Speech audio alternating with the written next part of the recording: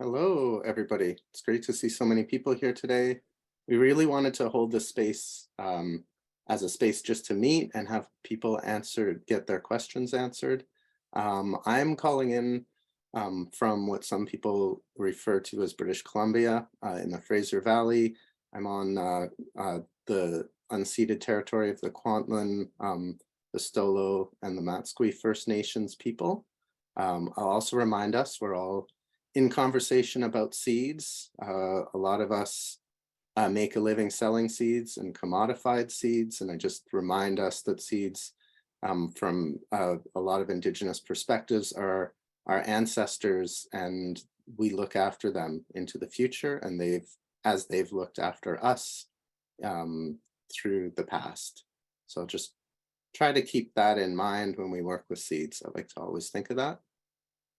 This webinar is mostly going to be, and most of the conversation will be in English, but please, if you speak French and you want some clarification, ask for it in the chat or raise your hand. We have a couple people on the call that would be happy to translate for you.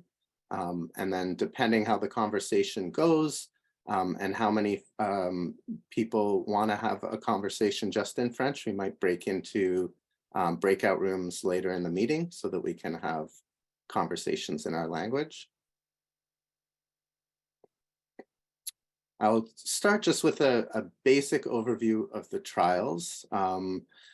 So our trials, we always choose our trials based on farmer surveys. We try to gather as much information, and then at some point we have to go through those surveys and just decide what kind of trials we're going to do that would be appropriate for the most amount of people. The trials this year and the requests for types of trials were quite vast. Everything from flea beetle resistance on salad crops to some of the trials that we're running. So we have chosen to do trials on lettuce because we're all experiencing warming climates and a lot of droughts these days. We've chosen to do trials on heat-tolerant lettuce varieties. And then because we've been working with carrots a lot over the last few years and have some breeding projects to assess, we are also doing 2 carrot trials. So anybody who's joining for the lettuce trials, there's 3 different types of lettuce, but that is considered one trial. So regardless of how many types that you're doing, whether it's the Batavian or the Butterhead, that is considered one trial. The carrots are actually 2 separate trials. So if you're doing orange trials, that's you're eligible for some funds for that, and same with the colored trials. So those are 2 separate trials. I wonder, Hugo, do you want to share that map? And just so Hugo's put together a map so that we can kind of see a visual representation of where we all are. And it's really neat to see how spread across the country we are. We even have somebody up in the Yukon this year. Some RC, I'm trying to remember how many people we have in the trial. I think this is possibly the largest trial that we've run to date. Any RCs confirm that for me? We have 78 people listed in the trial on SeedLinked, plus I believe 3 mother sites that are doing triplicates, so over 80 folks doing the lettuce trials. It's so exciting. Just as a add-on, we are running a similar summer lettuce in the US, and we have 110 people, so it's going to be super exciting to join force at the end, and it's going to be a lot of valuable information for everyone. Okay, great. So I think what we'll do is just open the floor for any burning questions that you've come with. So again, feel free to put them in the chat or just unmute yourself and feel free to ask away. Yeah, feel free to ask any questions about the different varieties that are on the trial. If you have any questions around the evaluation rubric, around timing for seeding based on your area, or how to use SeedLinked. So any kind of questions are most welcome, and we can start from there.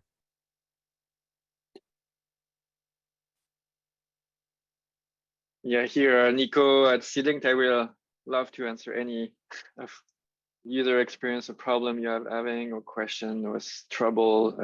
I have a bunch of screenshots I can share, and yeah, please feel free to ask. It's a great time. Thank you. I'd love to hear more about the varieties of carrots, especially any of the new breeding varieties that are being tested, a little bit of background. Okay, why don't we start with that one, and then Lawrence, you have your hand up, so we'll go to you next. So I can tackle that a little bit, hi Jolene. We're actually still in the process of finalizing all our carrot varieties.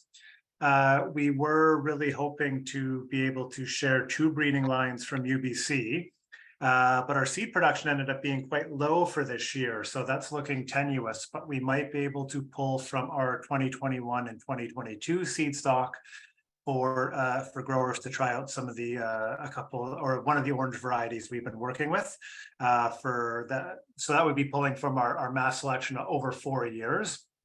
So there'd be some consistency, but some variability there. And we will be getting between 4 and 7 varieties from Organic Seed Alliance in both orange and specialty carrots. These are ones that are still in the breeding stages or are a finished product, including one called Carnelian, which is currently being offered by High Mowing Seeds, and a few others which just have like descriptive names or numbers for names, so that they are not yet named as varieties. And then there's going to be a few known varieties from sources here in Canada. We're using a Touchon Deluxe seed, which a few growers are growing here in BC, which is a difficult seed to find. Jean de Dube, which is coming from a French source, from a source in Quebec. I actually received that seed just the other day. And a Dulcinea, which was a popular one that is actually our one American sourced seed coming from Fruition Seeds. And then we'll be using Bolero, as we have in the past, as a Czech variety for our orange trials. For specialty carrots, it looks like we won't have a Czech variety because there's going to be so much variability there, but there will be a variety of different colors and stuff that come from those from Organic Seed Alliance. So yeah, hopefully we have that stuff confirmed very soon. We have those lists out, and then we'll share carrot protocols with folks and start sending out seed-linked invitations. It's always many, many steps to get all that stuff confirmed. So hopefully very soon. Great. Thanks, Chris. Lawrence, feel free to unmute yourself. Thank you. Hello, everyone. So I'm actually a teacher, but I'm a really bad student. So we received a lot of information, and I just haven't created my seed LinkedIn profile yet or anything, because it really, I was a little overwhelmed, and it seemed like much more than I was getting into. So what I would need is sort of an overview of what this season might look like. But I'm hesitant to take everyone's time with that, because I know some people have already been through the trials. But yeah, I just need a little walkthrough to see if this is something I can feasibly commit to or not. That's a great question, Lawrence. And looking at the chat, there's a lot of first-time people on this call, so it's really great. I think it's a great question, and I wonder if it makes sense, Nico. I wonder if it makes sense for you to just kind of walk through the SeedLink process. Would that be helpful, Lawrence? Yeah, I can do that. I can do a quick run through. I can focus on the mobile app, if that's okay.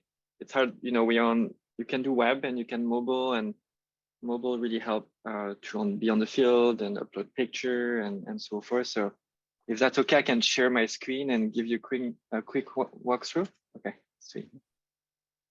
Yeah, so thanks so much for joining, and sometimes sitting can feel overwhelmed as there's different pillar of the platform. There's a trialing and all the information that you contributing, is connecting with many other trial, and we create like a search where people can also look at all those reviews. So that's the second pillar, and there's also the connect or the communication piece, because within a trial or across trial, people like to ask questions, engage themselves, or like talk to the trial manager, to Chris, for example, ask question, or Chris send you a message. So there's kind of those three entities, and in SeedLink you can be part of a trial and enter review, track the review that's been asked by the trial manager. You can communicate, ask question, and you can also search for review of other. And so I'm going to just focus on the trialing here. And I'm assuming you will, or you are creating an account. It's just like any other app. You just create an account with your address and email, and then you have an account. And then you will be, so yeah, reminding of the audience app, you will receive an invitation from the trial manager with your email. So everything is connecting to your email. So make sure that when you create an account, you use the email that Chris can invite you. So if you have multiple email, make sure that you have one account that is with the email that you communicate with the CANOVI project. And yeah, so I really encourage you to download the app. It's in English and in French. The French has been translated, and there's still some edit, and it's been translated in French France. And I know there's maybe different wording, but I think it can be really helpful for all of you. So if your mobile app is in French, the app should be automatically in French. And then when you open it and you have an account, you have different subtab at the bottom. You is kind of all related to your profile. Track is all relating to trialing, and the feed is kind of all related to communication. And search is looking at searching for variety and looking at insight and stuff. But you will really focus on the track and the feed. And so when you receive an invitation on your mobile, for example, if you have the mobile app, if you have push notification, it will show up on your phone. But if many of us now turn off all notifications, so just make sure you will receive an email as well as an invitation in the app. And you can see on the top, you have trial invite. And so you click on it and they ask you to accept the invitation. And when it's accepted, you can have the trial here. Like you can see all tab, each tab is a trial. And so you may only have one, because if you just do the lettuce, so maybe two with a carrot. Here there's multiple. I also run all our farm, and I track all the farm and run my own trial with the app too, but you can do so. And so when you have a trial here, you have three little dots.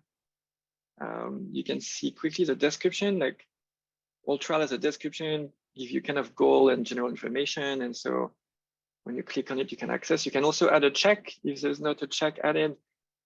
Sometimes you can you can be part of a trial, but you want to include your own check, even if you have Chris may send you ball arrow, or maybe in the red carrot or on the summer lettuce is not a defined check, but maybe you want to add your defined check, so you can do so, and then it's reflected in the app. So when you open the trial on the mobile app here, you have 3 variety, but you may have 6, 7, or 8, or 4, depending on the trial size. Each little card is a variety. On top, you just pick the traits, and if you need more information on the trait, you have a tiny little description. And so you can click on it, choose, and then it's a very simple 1 to 5 review. Sometimes I forget to look at the chat. Maybe Chris or David, just stop me if you see any question that I'm not seeing. And please, everyone, stop me at any given time if I go too fast or it's too confusing. Or so when you're in the trial and you see the variety, yeah, just so the 1 to 5 score on different traits. And then you also have 3 little dots on the side where you can enter date, image, and general comments. And when you complete the trial, we ask general question: was this trial successful? Did you have any climate issue like excess rain or drought, or it was average? Was it irrigated? Was it in a hoop house, and so forth? So those are all accessible from the app. And I'm going to start with a date. It's really interesting to enter date, because then we can, in the future and more, relate to environment and climatic information from planting to harvest. And so you can quickly enter planting, transplanting date if you need to. They're all optional. So, and at the bottom, let's say if you have 9 variety and you plant them all at the same time, you can click apply to all, so you don't have to enter the date for everyone. And you can save. For image, again, you click on the 3 little dot, image, add an image. And now this year we have a new little fun feature that is image tagging. So if you want to do more, you can even tag each picture with the traits. It's allowed to give more meaningful result at the end, where you can look at picture by disease or by figure or by different traits. Again, as you see, there's different granularity. You can just enter 1 to 5 score. If this is only what you can do, or you can enter dates, comment, image as well. So those are examples of comments.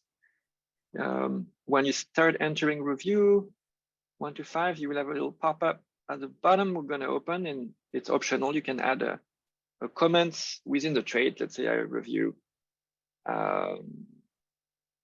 disease resistance for carrots, for example. You can enter maybe what it is, or just open comments. And so this comment will be tagged within the traits, or you can just have a general comment of the variety overall across all the trial. When you do a review, you can also click again on it, and it's pop up and edit. You can delete your review, you can edit. Everything can be deleted and redo, and we're trying to improve this all the time, but feel free to play, open, you have the trial, and at the beginning you just play with it to see how it works, and you may enter wrong data just because you play, and you can delete them all. The app work offline mode, like you may not have connection at your farm, or you may have Wi-Fi at the facility of your farm, and then you go in the field and you don't have connection.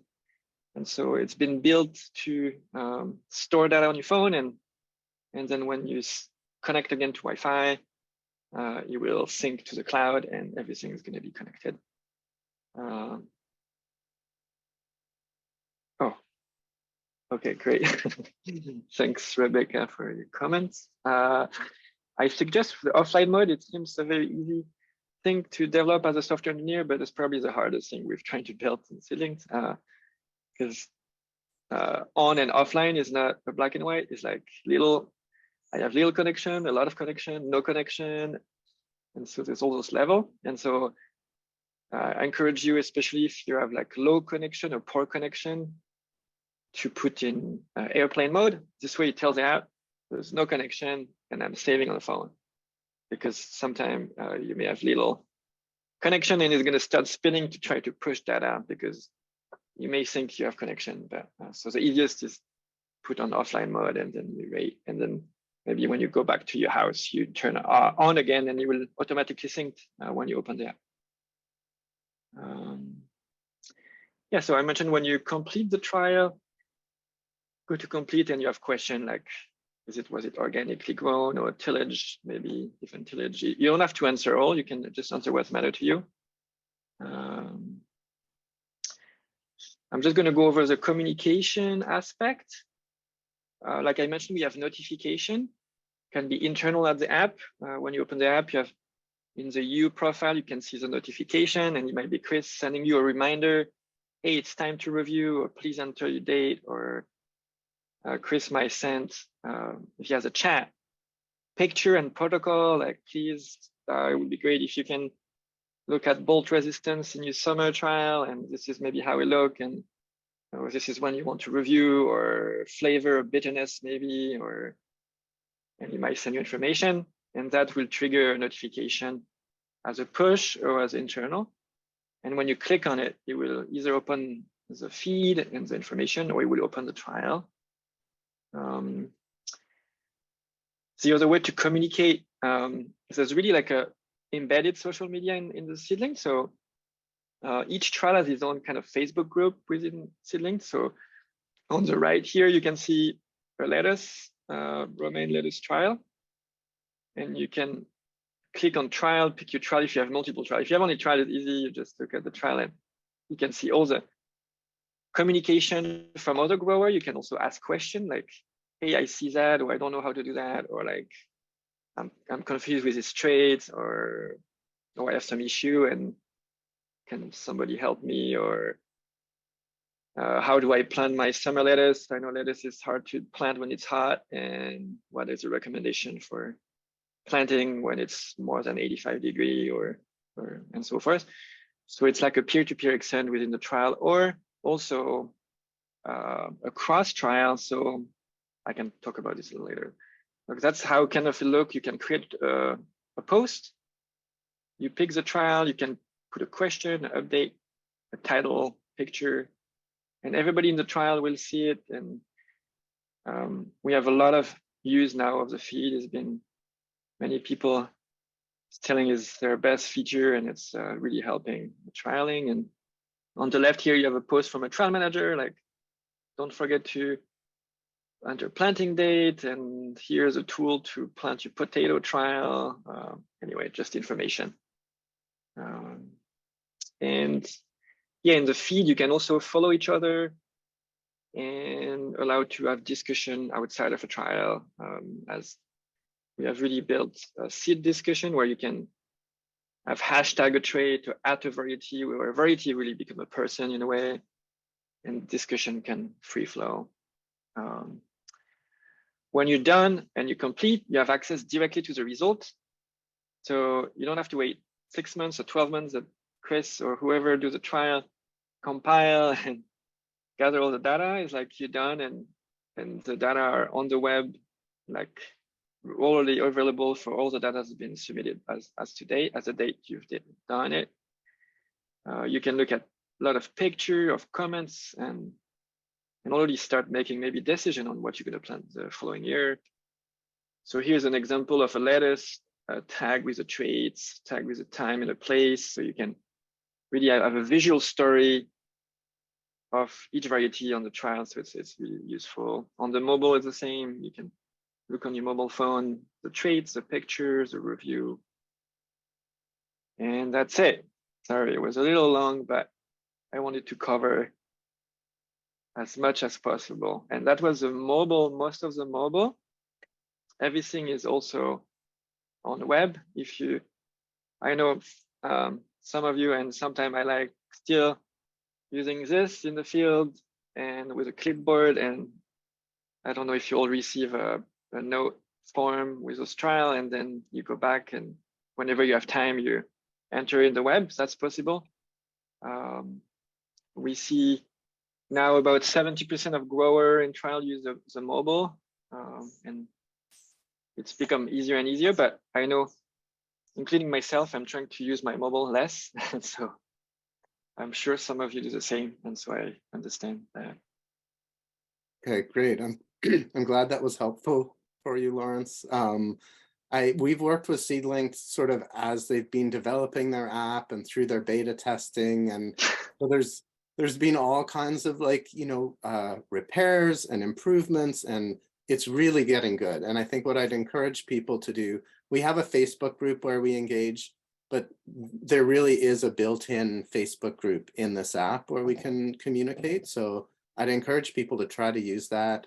Facebook's probably easy for most anybody who's already used it, and SeedLink will be just as easy once you already use it. So I just encourage you to get in there and try it out and explore. You can't mess anything up. So and also this app has been built with you, and it's still the same. So we don't have like an army of people testing and developing the app. It's like having frustrating people sending me a message of like, improve this, and that's how it's been built. So I encourage all of you, if you see something is not working, or you see something you would like to better, take a few minutes, send me an email. It can be at info@SeedLink or feedback@SeedLink. They all work. I can put them in the chat here. Yeah, I was also going to mention Nico's been great at responding to all of our questions. You can also feel free to email your Bauta representative in your area. You should be getting communications from us all. And just so we don't inundate Nico with questions, you might want to start by asking us. And if we can't answer it, Nico's always willing to jump in and help out. So yeah. Great. Yeah, thank you. Yeah, so feedback's super important. And anytime if you have frustration with the app or anything, please reach out. We really want to help make it as easy as possible for everybody. Yeah. And we are pushing a lot of small adjustment and improvement next week. And so we are trying, every other week we make more improvement or fix bugs. As sadly, and I'm a breeder and feed person, I'm not a software engineer. And as you all know, you've seen with Microsoft, whatever software order, there's bugs and issue, and we have a gazillion less funds. And so it's by definition, technology has bugs. And so we try to do our best, but yeah, thanks in advance for your tolerance and feedback. Great. I actually just want to add one quick note regarding SeedLinked is, so at the beginning of the trial, you would have been sent an invitation to either the lettuce trial or maybe to a rutabaga trial. If that's it, it's important that you accept that invitation as well. So if you're finding you don't have the access you thought, make sure you accept that invitation. There has been a couple of reminders that have gone out. There are 16 folks out there who have not yet accepted the lettuce trial. So that will just get you going. And yeah, as soon as you plant your crop, you can start recording that data. So yeah, just a reminder to accept that trial. Yeah, and maybe I show a little bit in how it is in the app. And if you don't have an app, let me just quickly share how we look on the web. This way, everybody is on the same page. So on the web, it's under track. And here you have trial invitation. Here I don't invitation, but you will have an invitation. You also will have a notification here to accept it. So you can click on it here, or you can have access it here and accept it.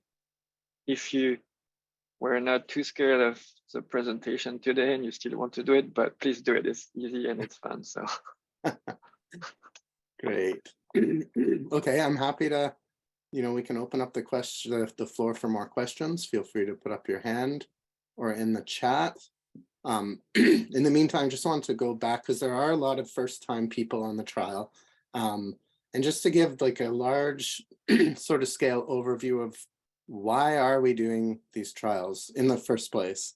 So trials are, there's lots of this rationale in the protocol sheets that we've shared with you. I'll also mention, Hugo talked about that the 1 to 5 rating. In your carrot variety trial instruction sheet, I believe on page 6, there is a rubric that should give you some idea of how to rate the trial, or maybe on page 7. So it gives you an idea of what is a 1 for germination, or what's a 4 for germination and vigor and canopy cover and all that kind of stuff. So you can I think it's on page 6 for the lettuce trials. I'll also mention, the reason that we do trials in the first place is we're trying to identify either a trait or a variety that does best. So it's important to select appropriate varieties to trial. We didn't just go through. Thanks, Rebecca. In the chat, there's a link to the protocols there. We didn't randomly go through seed catalogs and choose lettuce varieties. I think we started with apparently around 80 different varieties and whittled them down. We are trying to compare varieties that have been produced regionally. And so we are really focusing on trying to make sure that those ones are in the trials. And then we'll often add for a check variety, just a variety out there that we know does really well. Sorry, correction. Chris started with 170 lettuce varieties. We had many meetings as the Bauta team to whittle that down to a useful number. I don't imagine there'd be anybody on this call if we were offering a trial with 170 varieties. So it doesn't need to take up a huge amount of space in your field. It's in a lot of ways, in order to do one trial yourself and have good data, you would need to replicate this multiple times, and it would be a lot more onerous. But because there are almost 80 of us taking part in these trials together, each of our trials can be a bit smaller, and then the data gathered together is really, really useful. So one reason for doing trials is just identifying the best varieties out there. The next stage might be identifying suitable parents for breeding projects. And then just, you know, in general, building capacity on our farm to learn how to do these trials, either on our own or collaboratively, and then how to move from them into some breeding projects is kind of the overall goal. And I just added one thing from what David just mentioned. You might find you in the field trying to review, let's say, bolt resistance or disease resistance, and like, oh, is it just 2 or 3? I have the protocol, but really at the end of the day, and we've collected hundreds of thousands of review, and it seems that it's good to get the frame of what David, the coordinator, share with you, but really dig into your gut feeling too, and also allows this uncomfortable space where you are in when you're reviewing, and trust that you have really an amazing experience, because you really do, and we've seen this over and over. You get into this uncomfortable stage of reviewing, and you say, oh, that's a 3, and you're not sure, but in fact, what you're sharing is so powerful, like, and especially when you have many people. Even if you feel uncomfortable or not know if it's a 2 or 3 or 4, just give what you feel, and it's really powerful. Are there any other questions, or if there aren't, I would invite maybe people on the call who have taken part in these trials, if there's advice that you wish you had had when you started them that you'd like to give the people on the call who's doing this for the first time. I'll jump in. So before I was here at EFAO as the Bauta Initiative in Ontario, I also participated in CANOVI trials. And I think some of the things that were really helpful were to remember to plant the crop as you normally would. There's not like a special thing. You know, you're going to plant your lettuce as you normally would plant your lettuce. To think about how what we are asking is which of the genetics of these different lettuces are going to answer our question of what is going to do well. So we want to treat as much else the same as we would between the varieties. So think about a little bit about where you're planting, so that some of your lettuce isn't shaded and some is in the sun, and some is like in a really weedy place and another is not. You want to have those things be all the same. So sometimes you'll see in the protocol, like maybe plant it with your other lettuce, but maybe in the middle of the lettuce patch so that it's surrounded by lettuce. And another thing that I think I found helpful, and others can jump in, but I found it very helpful to, like, you know, like I would have my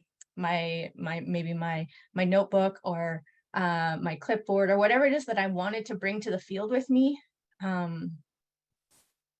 on the day that we did our field walk. Monday afternoons we do a field walk at the farm, so I'd have all those things handy so that as soon as we got to the lettuce, I could do the thing that I needed to do, the observation I needed to do, and I didn't have to go searching around.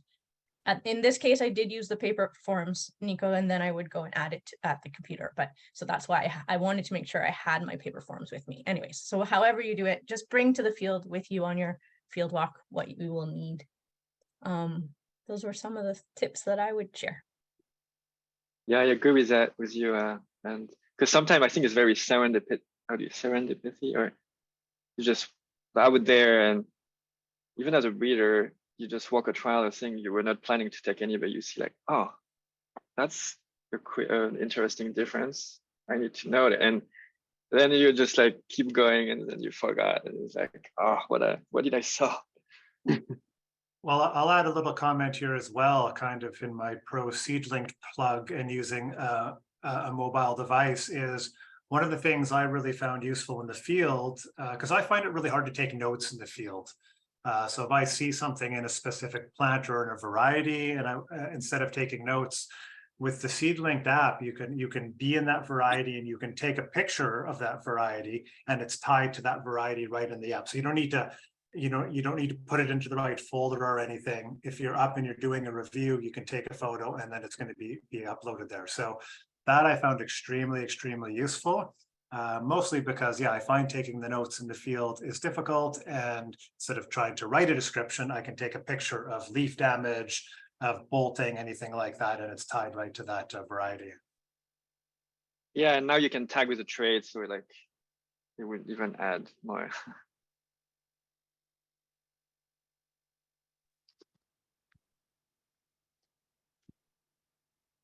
Thanks. Oh. Any other questions people have? Feel free to raise your hand or unmute yourself. So my name is Jody and I live in Grand Haven, BC, very far north. One thing I found is, for me specifically, the app malfunctioned a lot. And so some of the things that I entered in the end zone ended up getting deleted. So for me, I also took pictures on my mobile device. So that way, if it did get deleted, I still had the dates and times recorded on the photos. So Hey, Jody, if you're loading directly into the app, it's always nice having the backup on your camera as well. hey, Jody, were you on the offline mode, or did you have how was your connection when you had those issues? And when was those issues you had? Well, my phone generally works in that area, but even Okay. at my residence, when I was loading, it still wasn't saving proper. And I had to go back and forth with SeedLinks a lot to try and get everything uploaded. So having those extra, I guess, timestamps really made a difference for me to remember my planting dates and everything. And I got kicked out a lot, and eventually they had to delete my trial and resubmit it. So it was not ideal for me, but like I said, having that extra data really made a difference. And when was that, Jody? Was it last year, or was it? It was last year in the rutabaga trials. Okay, I'm sorry to hear that. Yeah. Yeah, so something I learned along the way. Okay, thanks. Karen, you have your hand up? Yeah, what I was going to say is I think it's really helpful to understand where you're going to end up, because 2 years ago we did our first trial and sort of went step by step through it, but I had no idea where we were going to end up. So it would be good to like somehow provide people with, okay, you're going to end up with 12 plants of this, and you know, we did the radicchio and the turnip rutabaga 2 years ago, and then the carrot and the radicchio last year. And so then last year we had a better idea of where we were going to end up, that we were going to end up with all these different, you know, trials, and maybe other people have done them before, but that was our very first experience doing it. So it was, when you go step by step, you're sort of in the moment, but you don't really go to say, oh, this is how it's going to end up in October or whatever. So if we could give people, I think, a snapshot of like what it's going to look like at the end, maybe even like in their garden or at their farm, in the field, you know, sort of what you're going to end up, where you're going to end up. What was there, when you say where you were going to end up, Karen, is that, was there a surprise for you in the end about like where you thought you were going with it, or? It wasn't really a surprise. It was just sort of like going through in the moment of like, okay, we're, putting these in, we're seeding them, we're doing this, like we're transplanting them into the field. And then say for radicchio, we got to October and it was like, oh, okay, we're going to harvest these and this is what we got for harvest. And so it was just, I guess I didn't know what to expect because I'd never done it before. So I think if, maybe even if like, I'm thinking putting together your pictures like of the journey or whatever of like, even if somebody had, okay, this is what May looks like and June, July, August, September, and this is what you're going to end up with in October. And maybe you've already done that and I just missed it, but that was all. It's just that that first year, I just didn't know what was going to happen. Okay, great. Yeah, I will mention like these crops you're growing for the trial, but you should be able to also harvest and be able to sell them. The heat tolerant lettuce varieties, unfortunately, we do want to actually assess whether they're heat tolerant, but so you might need to look for a bit of bolting first. So that one might not be the easiest to do. However, if there's some that seem to make it through the heat and they're fine and you've been able to assess them, you should be able to harvest those lettuce as well. The carrots, absolutely, you should be able to harvest and be able to sell them in the end. Yeah, and we were able to do all of that. It was just, I didn't know what to expect, I guess. And it was great. I mean, we loved doing it, really interesting, but it just that, okay, this is what October is going to look like. This is what the end of the trial is going to look like. And I know going through the app helps what you just did. So that's all good. Okay, great. Okay, any other questions? I have a question, actually. It's Jody again. So with the lettuce trial specifically, there should be a harvest date. So for instance, 58 days from planting is when you would harvest those technically. Is that correct? Like, should we have the information and try and like harvest them within the window of recommendation? I think days to maturity are always a bit of a guess. And you're, in the north in BC, and we've got folks down here in Southern Ontario who are basically Northern California. So there's like a lot of difference amongst all the growers here on the call. And so those days to maturity, which we have gotten from the different seed companies, are a guess. So as with any lettuce, and I bet any variety of crop that you're growing, you're going to say that this is an approximation of how long it may take, but you're going to go out there and assess, is this head mature or not? And so do the ratings of, all the different traits at the appropriate time for the lettuce in your garden. And you may find that the lettuce days to maturity are not 55 days in your area, and that's totally okay. That's one of the things that we'll learn in the process. I hope that answered the question, Jody. Oh, for sure. Thank you. It's just when she said like going into November, my lettuce doesn't last that long. We usually have 2 or 3 crops in the summer. Yeah. So I wanted to ask that question. Yeah. Last year, Karen was doing the crops that went really late into the season. So some of the storage crops like the rutabaga. Okay. Thank you. And Jody, I know if you want to see more information of the variety, like when you're on Seedlinked on the web, you can look at, like, here's a list of trial, for example, and you may have just 1 or 2, but if you open the trial, you can click on the variety itself and you will see the estimated date to maturity, maybe description and other. And so if you really want to know the date to maturity that was estimated for this variety, you can find it quickly. Yeah, I was looking at that, and that's why I brought the question up. Maybe add one other quick note, and this is kind of following up on Karen's question, is It's good to go through and read the trial protocol sort of front to back. It's not the most exciting reading, but it does give you a sense of the space you're going to use, what the days to maturity are. So it should help you visualize the season a little more easily.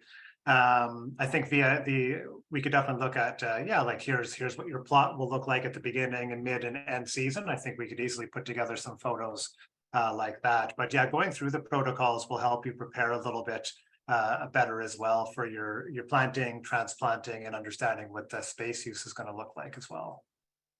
Okay, I think we've got Catherine Winlow. It looks like you raising your hand, and Yes. then Tiffany Yes. next, and then we were gonna probably break into breakout groups after that, if that's possible. Okay. Just wondering about the photographs that actually were coming up for the lettuce trial. Are those photographs actually of the actual varieties? Because I had a question about that when I did the radicchio trials, and it would have been really helpful to have actually a photograph of the actual variety when I was looking through. So anyway, yes. Yeah, that's a great question, Catherine. When you're if we don't have photo, like nobody share a picture, or who enters the variety did not add picture, we put like a template of a random lettuce, if it's lettuce, but as soon as this picture uploaded, you will start seeing a lot of pictures. So when you click on the variety profile, you will see quickly a lot of variety picture. Yeah. So Yeah. they are that the photograph is of the variety. I think If there is variety, or if there's picture uploaded by people, then those will be displayed. If you only see one picture of like a random lettuce, that's because it was a template, because we don't have picture. Okay. Yeah. Okay. Yeah. And Thank we you. we do have links to all the variety sources in the lettuce protocol there, so you can click on those to not only see the images provided by the seed supplier, but also any descriptions that they have, so you could get a little bit more detail in that regard as well. Where is that? That's in the lettuce protocols, which you should have received by email already. Yeah. So the links within that are live. That'll take you right to those websites. Okay, thank you.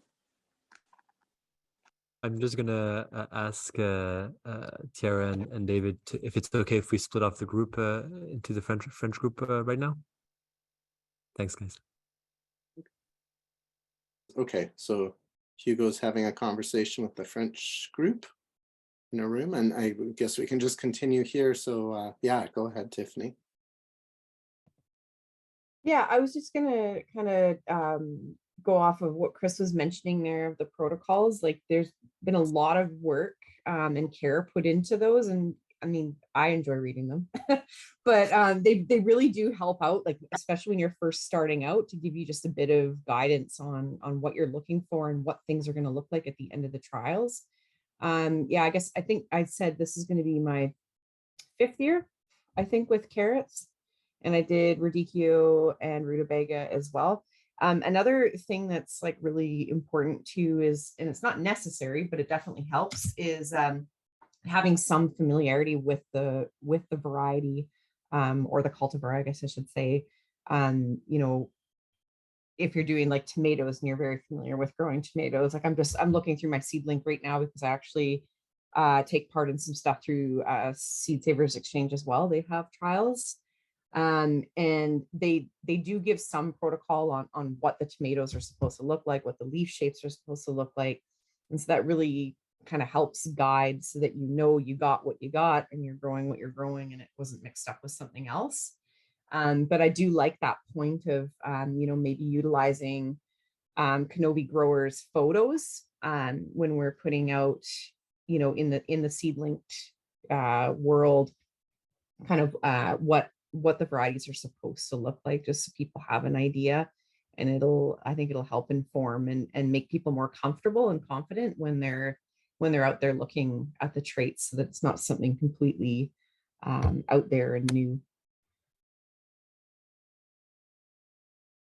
Any other questions? Nico, can I ask you a question before you go into your French room? Okay. Yeah. So we're gonna have at least 2 sites that are doing multiple replications of some of these trials. And I'm curious how you would suggest that the farmer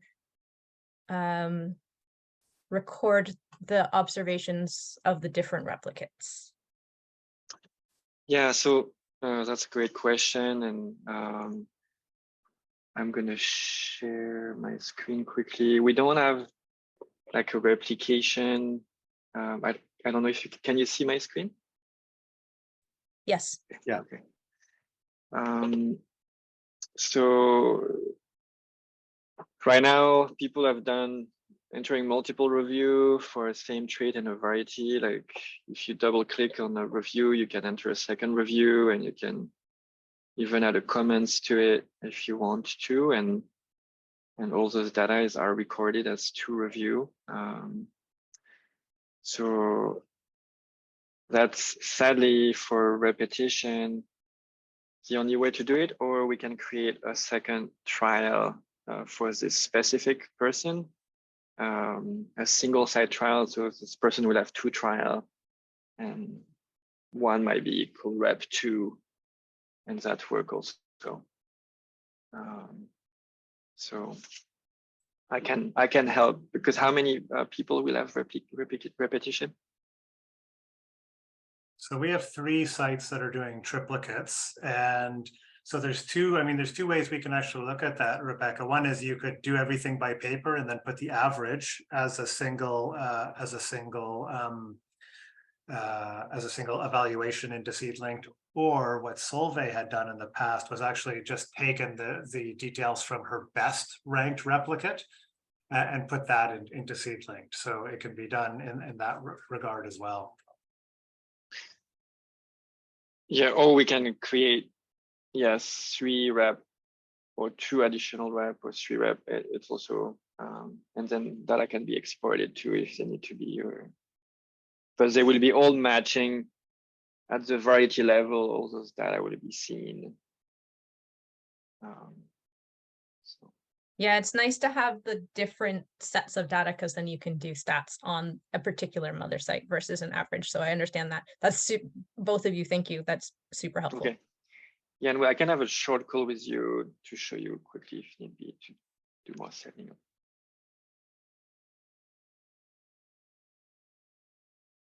Okay, great. Craig, did you have a question? Sorry, I saw your hand up. And then... Oh yeah, I think Tiffany kind of covered it actually, but I was just also going to say that I didn't do any trials last year, but I noticed compared to the year before that, there's the additional info on like evaluation criteria. I have appreciated that very much. I was also just going to say, yeah, like some kind of a like photo of like the variety, like when you had the links to the pages for their seed sources, that was really helpful. And I would even say also just in terms of like evaluation criteria, I personally would love more like technical info on you know, anything that you could provide for like on how to properly evaluate stuff. A lot of times I'm just kind of taking a spread between the best and the worst thing in my plot, which is, I think, useful, but there's maybe, you know, a more technical way to dive into it too. But I don't know if that's maybe beyond the scope or capacity. But yeah, that's all I had to say. So Craig, there is the rubric within the protocol. Yeah, I saw that. Yeah. Yeah, so the rubric, because there are various ways of doing an evaluation, and we've done the spread thing, like 1 is your worst and 5 is your best, and you rate everything between those. But with the rubric, what it's basically doing is giving you more key things. So you may even find it useful to print out that rubric page, or just have, at least if you're working on germination or you're looking at bolt resistance, you can have that with you in the field, and you kind of go through each of those things and choose one that works best. Solveig had put a lot of time into that, because I think we did have a lot of variability in how people were doing rankings. And this kind of makes that a little bit more universal. A part of things are also, I mean, we really want to trust in growers to to rate things based on their experience and their knowledge of the crop. And even if it's a new crop, we've learned that growers have a really good intuitive sense of what should and should not be. And two growers could look at the same thing and actually give a bit of a different ranking based on their preferences. So partially, I think, is definitely using some intuition in your experience, and the other is, yeah, using that rubric to see where it falls in. And with germination, it's a little easier. You're looking at percentages, it's kind of some clear math. Other things might be a little more subjective. Yeah, I appreciate having the rubric there. That'll be super handy. So thank you very much.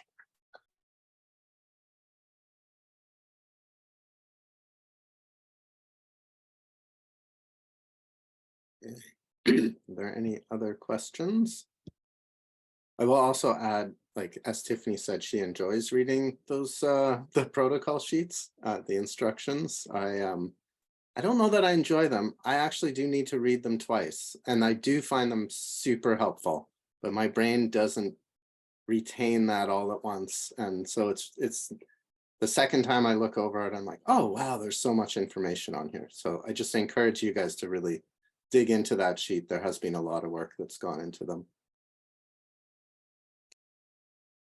I'm kind of curious to hear if anybody here, especially if you've been doing this for the first time, has anybody sort of done their own trials on their farm? Like as a farmer before I was part of this network, we used to kind of do trials in some way, but it's been a lot easier now supported. So I'm just curious.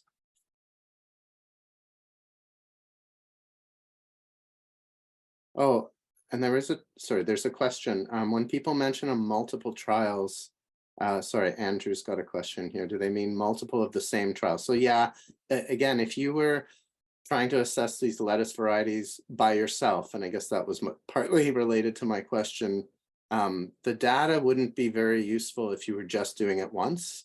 But if you do repeat it 3 times in your field in the same year, you're just gathering more data.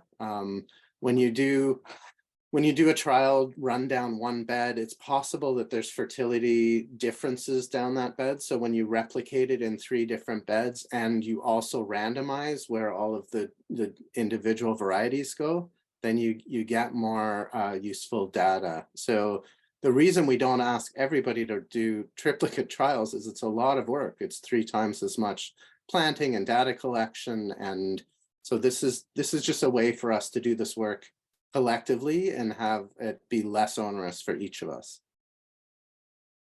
Yeah, and I'll add another note as well. When we do triplicates, not only do we get a wider range and more reliable data, but there's some very specific analytical methods that require 3 data sets, which is called analysis of variance. So that's an important part of that as well. And ideally, you would do, I don't know, quadra, whatever you would call them. So you've actually got an extra just in case something goes wrong, because there's always variability. But yeah, the three reps allow you to do some very specific data analysis. And that's where I think for some of the detailed research, we really start to get into catching the differences between the varieties.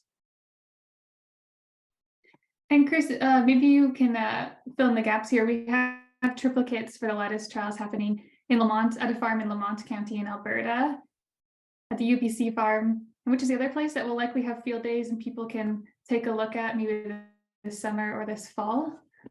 There is one in, yeah, the one in Ontario. And do you have an update on how things are looking there, Rebecca? Lettuce was being seeded today. We will definitely have 2 replicates. We're figuring out how much space and time we can do with just in particular for carrots, takes a lot of time to hand weed carrots. So if we do triplets of the carrots, it will be a lot, but I'll give you an update on that. So we have a demonstration garden here just outside of Kitchener in Ontario, which will have these varieties being trialed. Great. There's a comment in the chat from EK. Who's done trials with weird mutant looking plants or certain plants that outperform others. and that you convince yourself that you can remember every piece of information, and you're looking forward to using the app this year. I think I've probably had the same experience.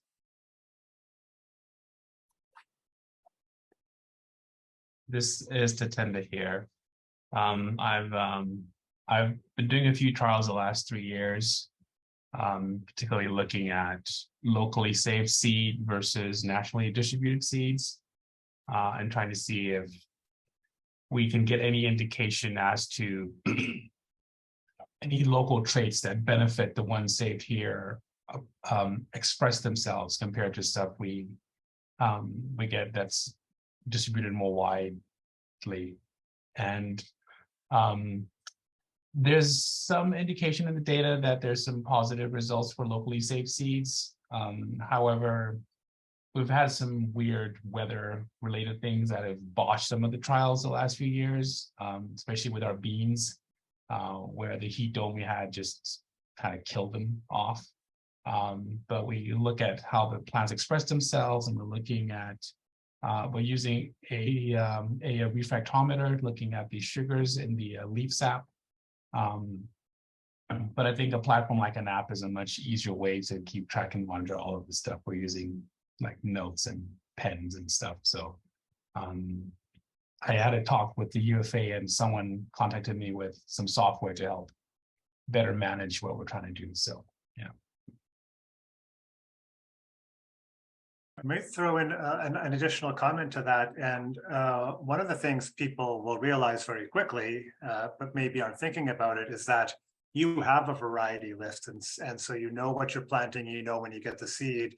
We've often done, well, not often, but a few of the trials we've done in the past, we've offered participants the opportunity to do them as blind trials, which means you don't know which variety is which when you receive it. You plant it out and you do your assessment, and then you find out afterward. And the reason for that is, whether we think we do it or not, we can sort of favor things, give something a little more compost, a little more water, a little less water. So doing blind trials allows us to sort of treat everything, consciously the same, and hopefully subconsciously as well. And then afterwards, we can take a look at those and get a sense of where things are. And it's also really fun to guess which varieties are which is a favorite part of blind trials. But yeah, it's quite a bit more work to do blind trials, and SeedLink is not yet set up for blind trials, but I do believe that that is in the works. So in the future, you might know which varieties you are trialing, you just don't know which one is which.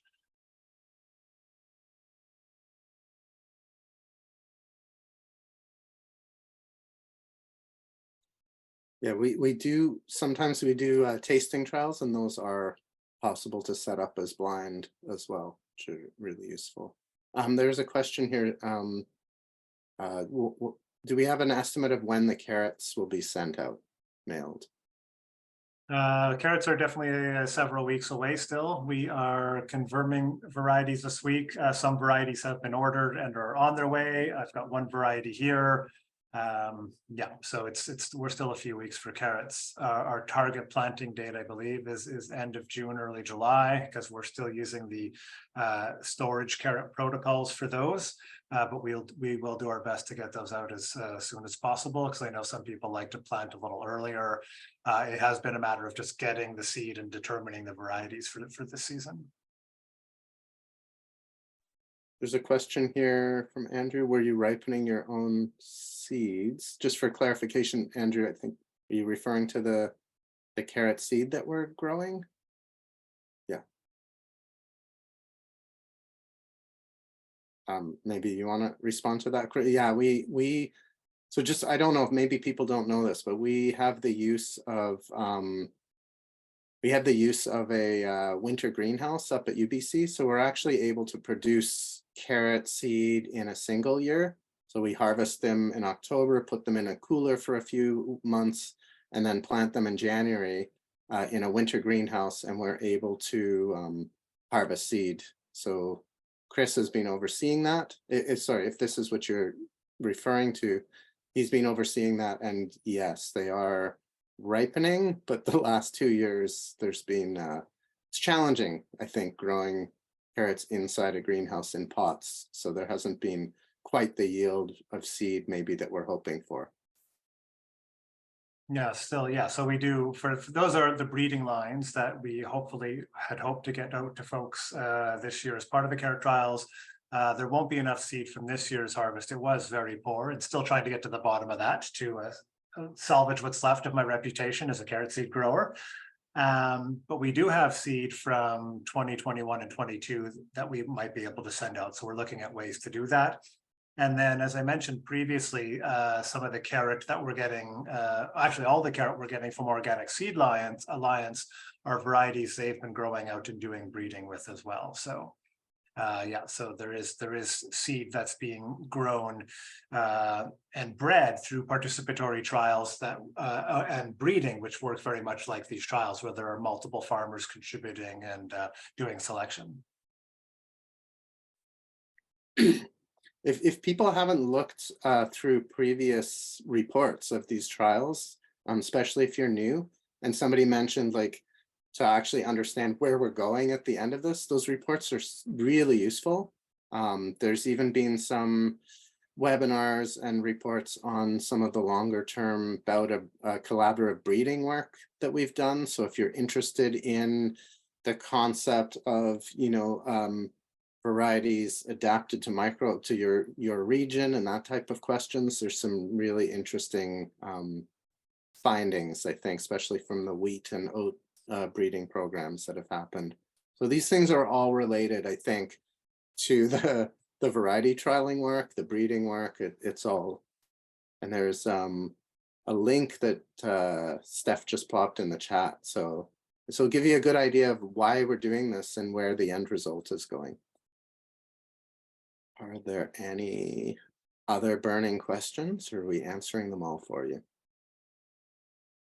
Oh, there's a question in the chat with the carrot trials. What is the soil type? Do you mean that the soil type that we're growing in at the greenhouse, or just ideal soil for carrots? Just need a bit more clarification on that question.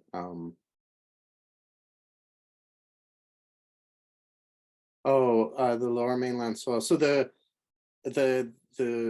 carrots in the greenhouse are actually in potting soil. So we grow them on tables in pots. And then we have them, because there's multiple varieties there, we have them actually caged off. Potentially even find a photo or two of what they look like for you if that's interesting. Oh yeah, I can find that. Yeah. I can't remember if we've shared that or not, but I think I might have some available here. Yeah, so just a quick, like within the lower mainland in terms of outdoor production, I mean, soil types are all over the place in the lower mainland, depending on location, from, you know, rich organic soils to very sandy to more clay. So that varies. Carrots, we think of needing a really sandy soil, but they can do well in a wide range of conditions. Heat is definitely an issue for carrot seed production. Too much heat can disrupt the pollination process. So stuff may get pollinated, but the pollen tubes may abort as they're trying to go down and pollinate. So there are challenges temperature-wise with carrot seed. Which is one of the reasons coastal growing is quite good, is the temperatures don't typically get as hot here on the coast. And there's a lot of carrot seed that happens in coastal Washington and Oregon as well. So temperature is key for sure. I can show a quick picture here of what can you see that? So that's a picture of some carrots in the greenhouse. You can see a cage in the background with some one of the varieties in there.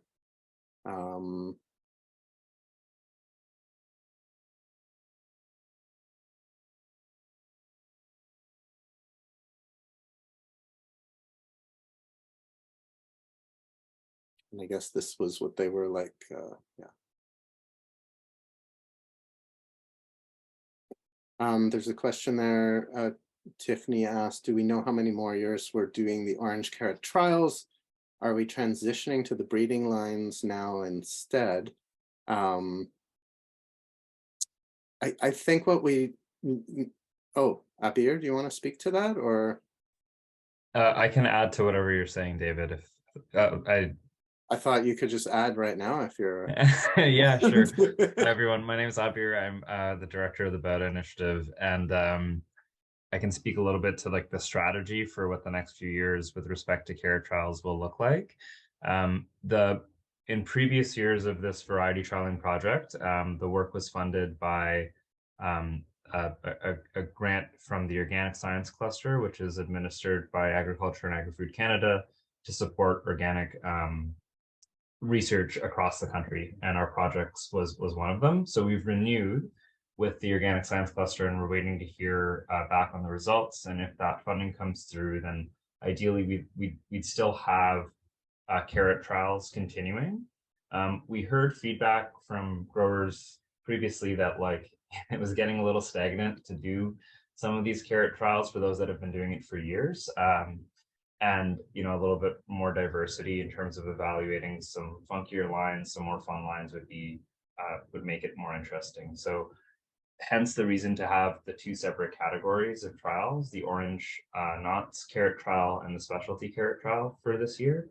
And we're collaborating a little bit more actively with the Organic Seed Alliance too, because they have so many organically bred populations that can be offered to growers that would be good candidates for future breeding or regional seed production. And they would all sort of fall within like an open source license, if you will, like so they're excellent candidates for regional seed production or for future breeding programs. So if all of that kind of goes through, then we would continue to work with carrots. And then in addition to that, we really would love to see how the CANOVI bred carrot lines do across multiple environments, which we haven't been able to really evaluate in earnest in the first phase of this program. So ideally, carrots are continuing to happen over the next few years. And but if you are a grower, Tiff, I don't want to put words in your mouth, but if you were no longer interested in doing carrot trials, we would have like alternative crops like lettuce or other greens to kind of offer through this trialing program. And then, you know, whatever happens regionally, those are also possibilities to do different crops. So if you'd like to continue to do carrots, that would be the plan. But if you wanted to choose different crops, hopefully we have other things to offer as well. Does that answer your question, Tiff? And team, please feel free to add anything that I might have missed. Well, I'll just add, I'll just reiterate that yeah, these are the trials we're doing across the country. If you're interested in a trial, a smaller one regionally, please feel free to reach out to your regional representatives.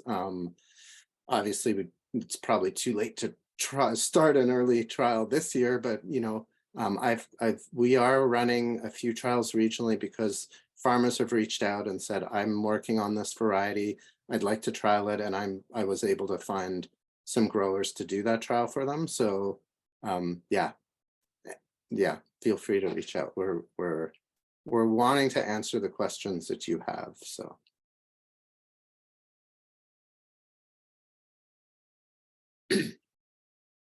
okay, and it looks like we are all back in the same room.